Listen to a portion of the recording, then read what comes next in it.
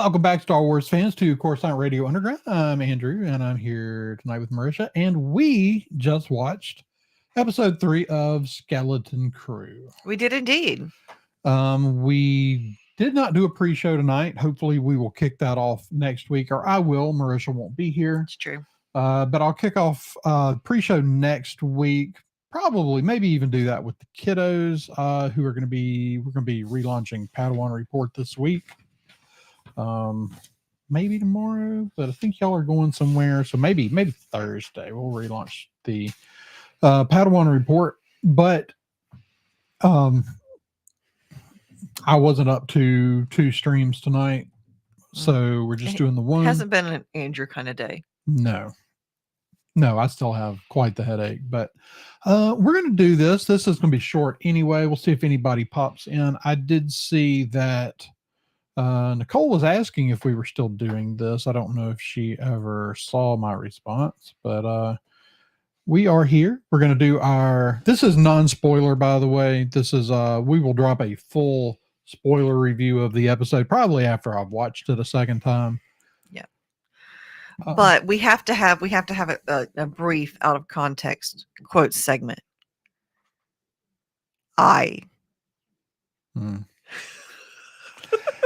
They're doing a fantastic job with the droid. Nick Frost was a great choice for that. His comedic timing is just like perfect. Yeah. It's so good. So what'd you think? Oh, it was great. 3 episodes in, we're getting close to the halfway point already. Yeah, it was excellent. And the kids thoroughly enjoyed it. Like the kids were just super engaged the whole episode. And that's really one of the main things I'm looking for in this show is something that I find engaging and the kids also find it engaging at the same time. I mean, that's gotten hard to find. Absolutely. I find that so much of what we watch with the kids is stuff from 20 years ago. Mm-hmm. Because there's so little stuff that's legitimately made for families. Right, exactly. Or even the stuff that is billed as for families. It's just not. No, not and not a lot my of family. No, right.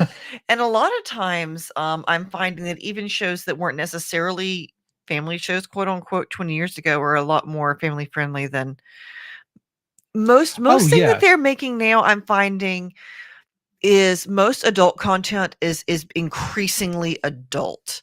Like Game of Thrones, I think really no, like so much of it is only the kind of stuff that you had to pay extra for that stuff on your cable or your satellite bill, 30 years ago. Right. It's Cinemax, HBO, that kind of stuff. That's just commonplace now. Right. And so, you're just average network fare, Psych and Monk and White Collar, all those kinds of things that were on TV 20 years ago, that you could. There were adult shows. There were adult shows that you could watch with kids. Yeah. You didn't have to watch over your shoulder to see who was coming in the room. Exactly.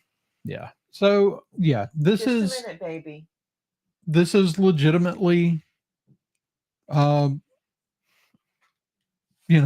family fare. It is. I've seen a lot of people saying it's lame, it's boring, it's too kiddie. And I get it. Like, sometimes as adults you reach a point where something happens to you on the inside and you just can't. You just shrivel up and your heart shrinks 3 sizes.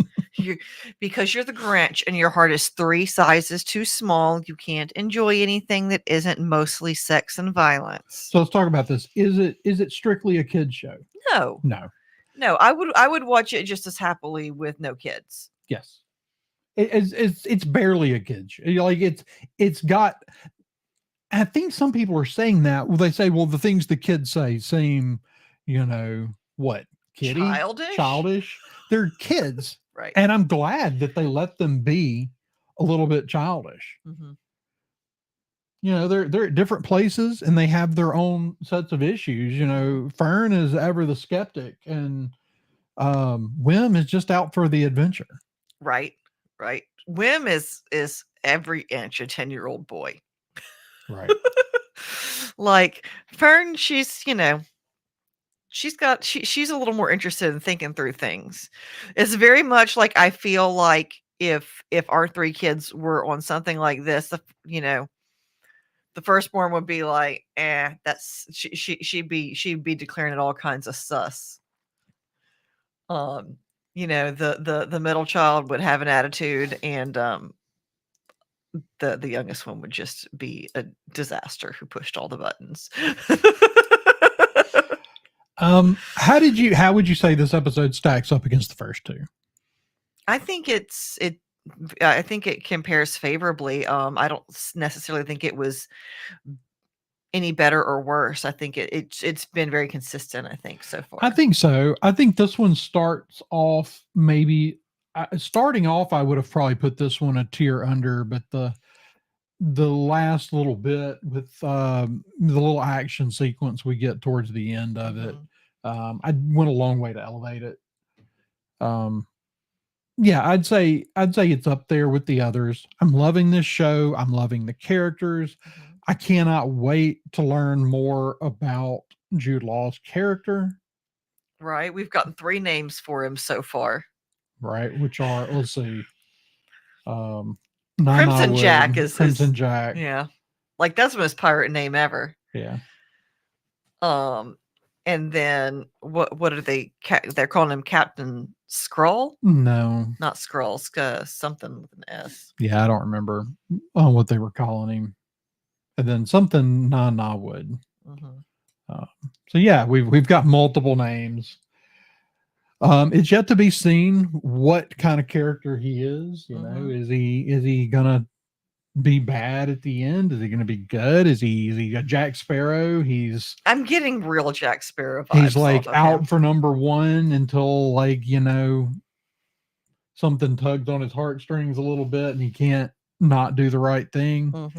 I'm thinking there's a little bit of that going on because they were very pointed about having him go back for the kid's droid. Right. Like that's at the point where he can just take over and just do what he wants before he goes and gets the droid. That's over once he brings the enforcer back on board. Right. Yeah, exactly. Yeah.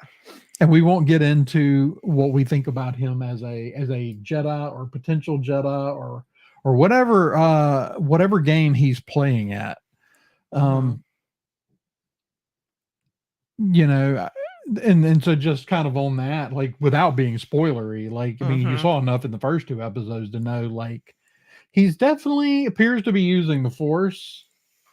Yeah. But I think that a pirate like disappearing into a world of pirates makes a lot of sense for a young Jedi trying to go off the radar.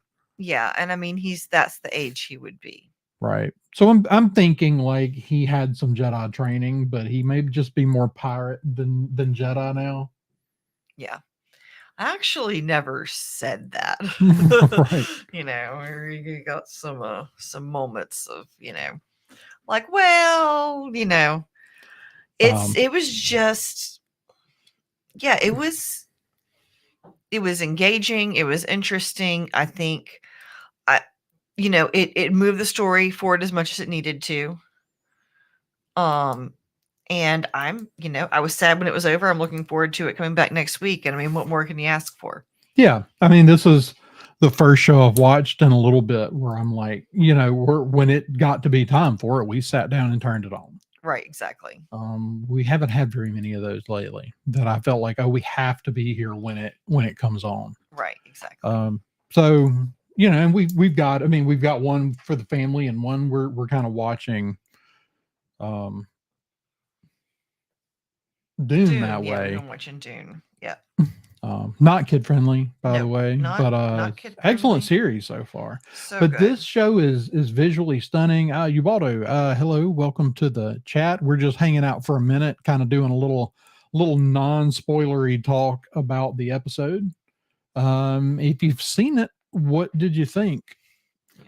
I mean, it could almost be considered gushing at this point, right? Yeah, I mean it's good. This is the best Star Wars. This is the best Disney Plus Star Wars series since Mando season 1 and 2. Yeah. Like I I would at feel this like point I would put those two a little above it because I think they strike a balance a little better in those. Mhm, But this is for all the things that I've been saying about the heart of Star Wars is missing. mhm, This is a little bit more kiddie version of it than we've gotten before, mhm. but everything that made us all fall in love with Star Wars, at least made most of us fall in love with Star Wars, Right, right. is there. It's in this, Honestly, I feel like in a lot it feels a lot like the Kenobi series, but it seems to but be a little better. tighter. Well, the editing seems to be better. It's just Well, it's yeah, and the Kenobi series, this is. I see what you're saying. This is head and shoulders, I think, in every category higher except for than. there's no Ewan McGregor in it. It's got Jude Law in it. I mean, yeah, it's true. It's hard to argue with. It's visually better. It's better edited. It's tighter. The characters are a little more alive in this. This just feels like when I fell in love with Star Wars. This feels like what I fell in love with as a kid. Yeah. And that's what Ubaldo is here saying. I love it so far. It reminds me of going back to 1977. Now I wasn't alive in 1977, but it very much reminds me of. I was born in 1980. I grew up, through the 80s. So I would say that my childhood is the 80s, early 90s. So from like in 85 to 95, it doesn't get better than that entertainment wise. Right. And this just reminds me so much of my childhood, except elevated visually to movie level. Oh, I mean, just beautiful. We got to see some ships that we haven't seen in a minute that just looked phenomenal. Yeah. Yeah, I have no complaints. I mean, there are probably little things here and there. There's part of it, the escape. I don't want to get into spoilers. Yeah. There are a few parts that felt a little rushed. Yeah. But they they just it's so good. And I'm really liking the characters. They're given I think all the kids had a little bit of a moment in this one. Maybe some of them less than in past episodes. KB gets a little more moment, which she needed. Yeah, because she was pretty much just like sort of there. Yeah, but we're learning who the kids are. Yeah, for sure. Which I think is important. I think that's, there are main characters. Right. So I think that,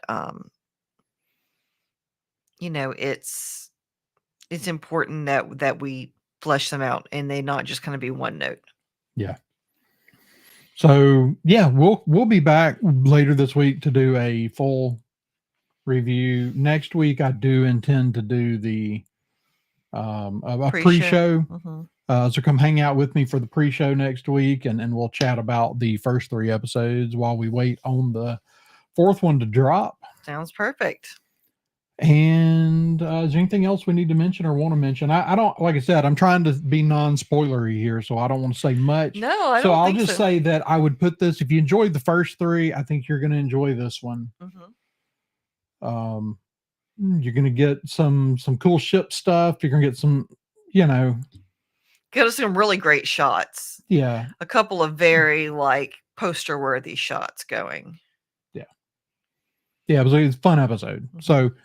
You have any final thoughts? No, I think that's pretty much my final thoughts. All right. Well, that's going to wrap us up for the night. So stay tuned to see what we got coming up soon. I know we've got, we'll have weekly shows for this. We've got Festivus coming up in a couple of weeks at the airing of the grievances here live on the Science Fictionary.